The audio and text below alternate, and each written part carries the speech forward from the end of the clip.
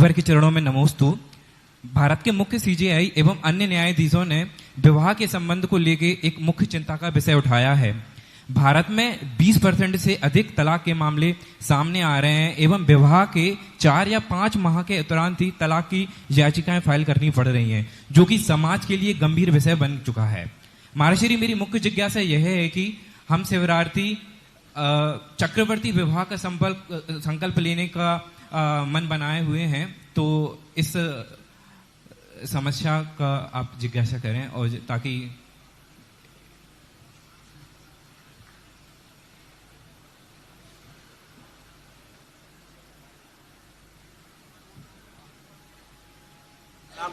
हम सब चक्रवर्ती विवाह करने का संकल्प।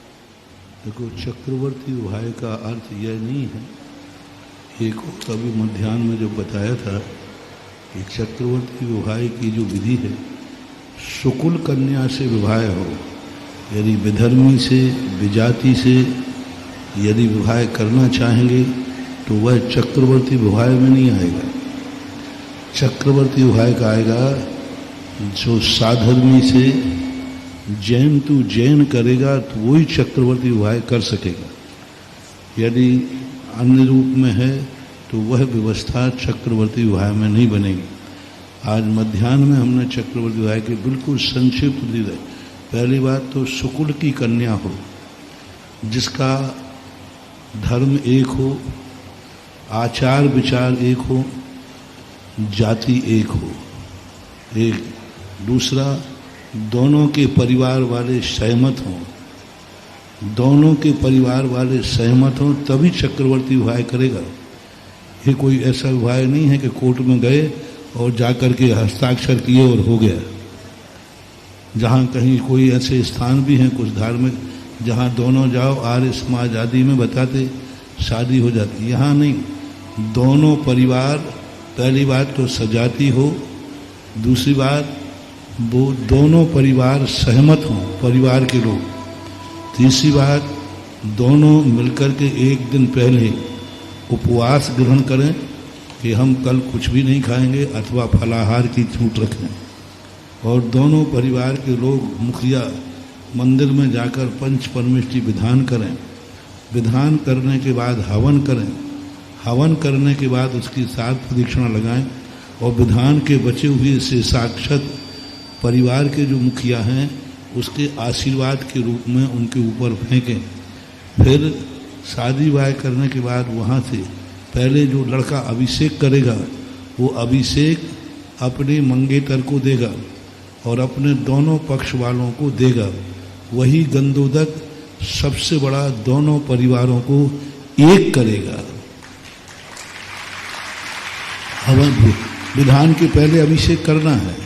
अभिषेक करके वो लड़का अभिषेक करेगा और वो गंधोदक अपने मंगेतर को देगा और ससुराल जो बनने वाली है उस पक्ष को देगा।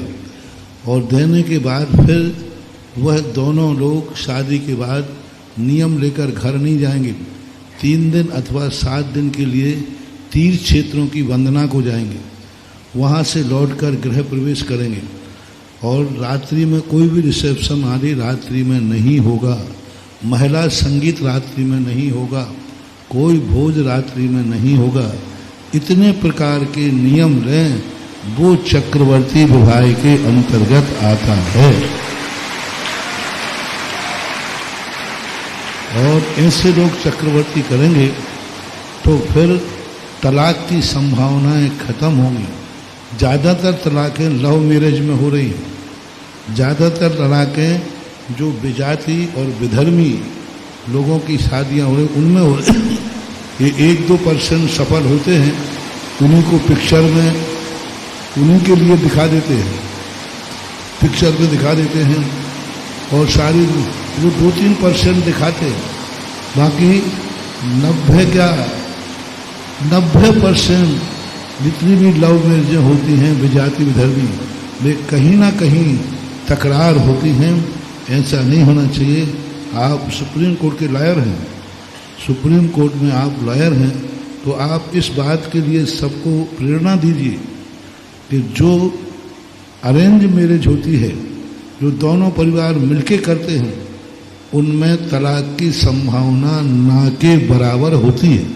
एकदम पूर्णता तो नहीं कहूँगा, लेकिन हाँ उसकी संभावना, क्योंकि पूरे समाज सबके सामने देखभाल करके लड़का लड़की तो मात्र अकेला जिस्म देखते हैं, लड़का लड़की तो मात्र लव देखते हैं, लेकिन माता पिता जब दोनों पक्ष के देखते हैं तो वे गुणों को भी देखते हैं, आगे पीछे भी देखते हैं।